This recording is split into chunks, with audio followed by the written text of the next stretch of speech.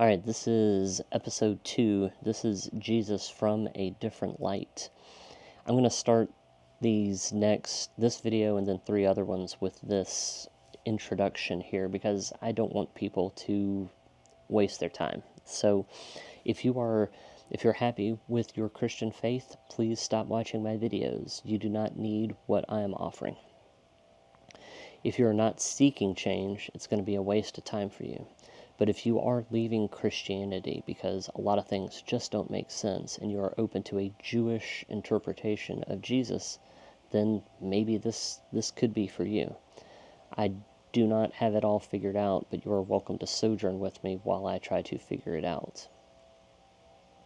I've spent really the past 7 years reconstructing my faith, deconstructing my Christian faith and reconstructing it in a Jewish interpretation, an interpretation that aligns much more so with Judaism. And just for the record, I'm not saying that Messianic Judaism is the answer. That's really, Messianic Judaism has the exact same formula as Christianity. They just have Jewish holidays mixed in. So their theology is exactly the same when it comes to Trinity and things like that. So my wife and I recently had a conversation with a friend of mine that I've known for 23 years. We met as our couples. We met, had dinner, and I had been telling them for a long time that my theology had been changing, and we hadn't had the opportunity to discuss it. But we had dinner, dropped the bomb, on them, and we continued the conversation. We went back to their place, continued talking, and they were not quite upset about it than I thought they would be. When when you're in the church and you're doing great with them and you believe what they believe, your people have your back, but if your theology changes in Christianity, people will start treating you differently if you don't believe exactly the same way as you do. And that was really nice to be able to have that conversation, and it didn't break up the friendship. We're still talking. It they realize that we're also called to a different group of people than evangelicals are. So that was interesting. I have all this stuff written down in here, and I'm trying not to just read word for word here, as you probably can tell. You probably can tell when I start reading, my tone changes. But I'll just try to use this as a guide here. But this section here, I have it labeled as the terminology. And Christianity has a lot of terms that have been disconnected, redefined, and accepted as canon. Let me say that again. Christianity has a lot of terms that have been disconnected, redefined, and accepted as canon.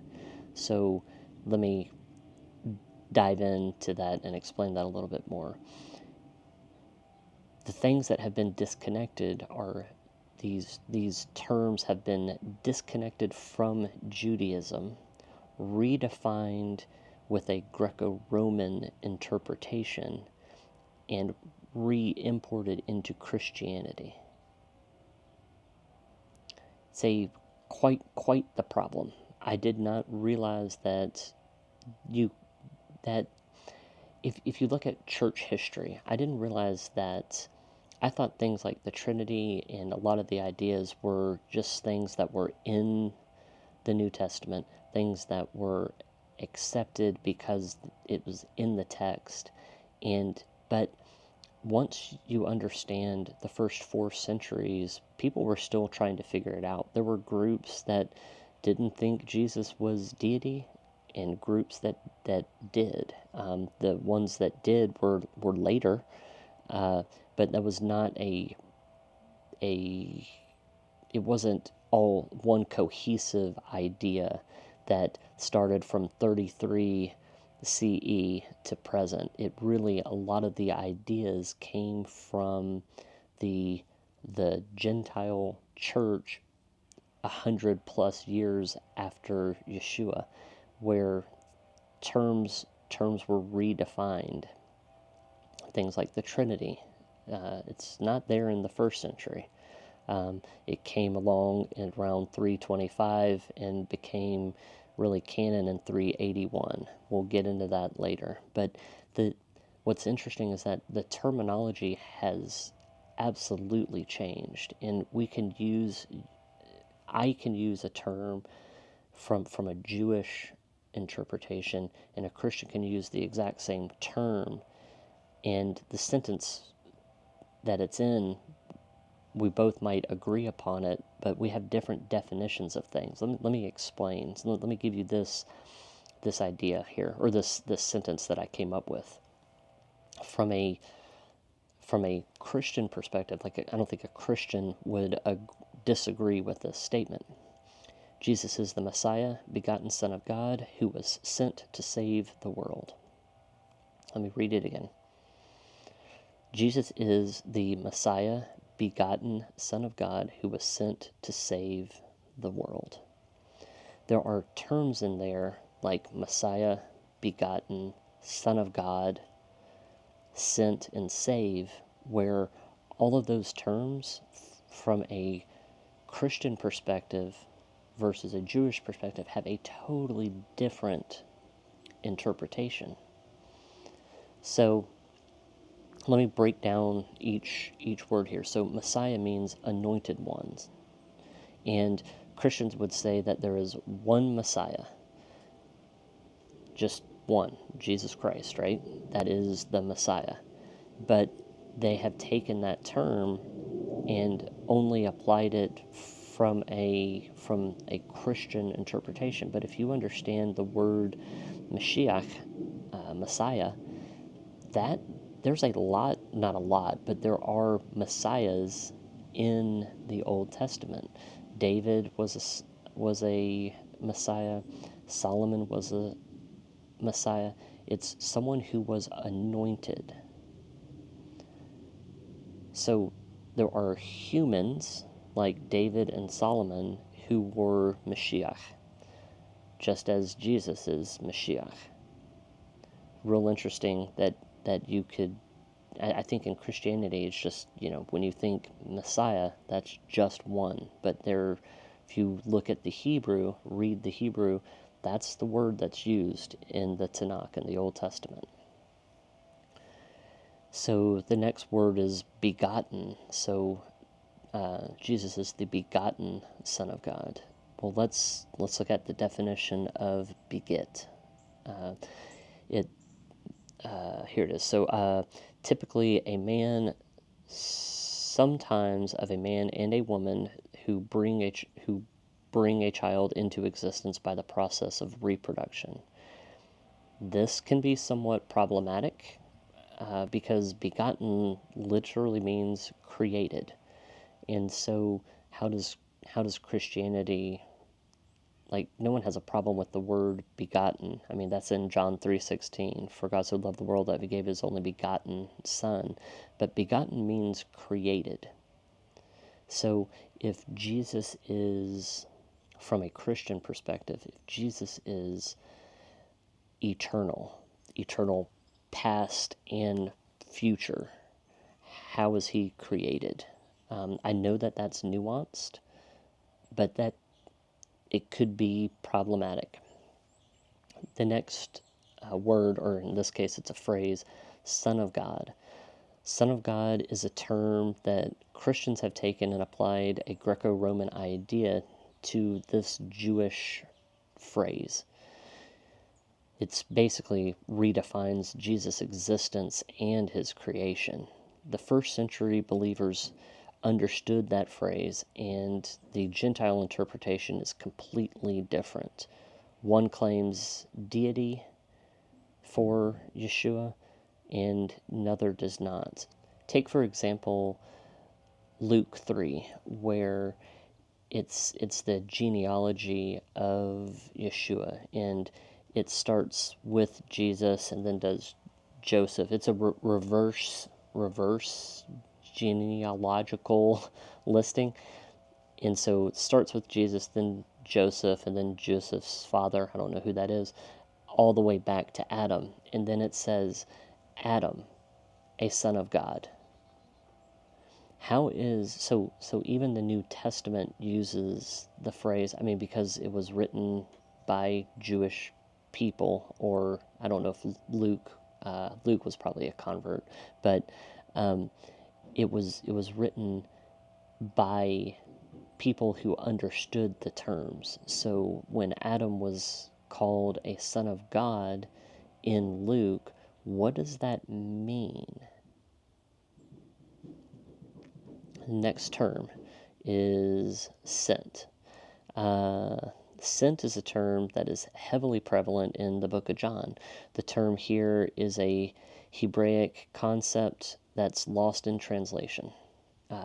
So Abraham, for example, he sent his servant to find a bride for his son. The servant went and got the bride using just traditional terminology. There was probably a dowry, things like that. Abraham sent his servant who had all the authority of Abraham, but he wasn't Abraham. He was able to put the down payment or however it worked. I'm no expert in this, but be able to do the dowry and do that legal binding agreement for the bride, and but his servant wasn't Abraham, yet he had all the authority. He was the one who was sent. So Jesus also was the one who was sent to get a bride. The church is often, and I hate to even use the word church, I'll say believers. They are, Yeshua came to get his bride, his people.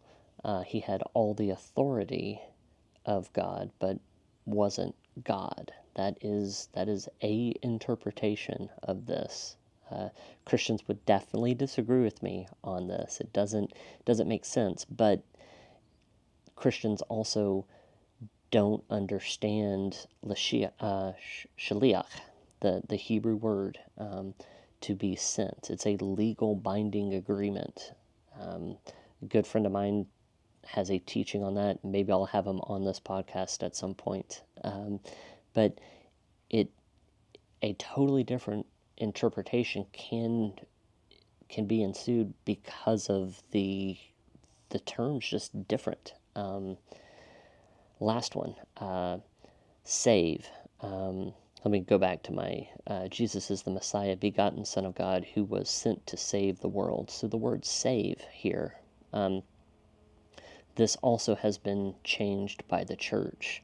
And I always struggle with this one, where there's a lot of denominations out there that teach that you have to be saved in that, not saved, well, yeah, you have to be saved in that church, but you also be baptized in that church. And there's 3 or 4 things you have to do. You have to confess, you have to be baptized, and it's in that denominations, like the CRCs, Catholics, lots of denominations teach that. But how do they process the thief on the cross, where he said, today, where Jesus told him, today you will be in paradise? He wasn't baptized, he wasn't in the correct denomination or whatever. That salvation has been changed in the church world. It's been redefined. So I really had no idea that a statement like that could be misinterpreted while I was in, or just have a different definition. Growing up in the church, you hear these terms thinking you understand them, And you do, or I did. I mean, I understood the Christian interpretation. I knew what Son of God meant, but I did not realize that all of these terms from a Jewish perspective have a totally different meaning. We'll go through it in the next one I have. Let's see what that one's going to be called. That one is, I'm going to go into the Trinity. So it'll be episode 3 where I go into the Trinity and kind of explain the interpretation of that. Hope you enjoy. Thanks.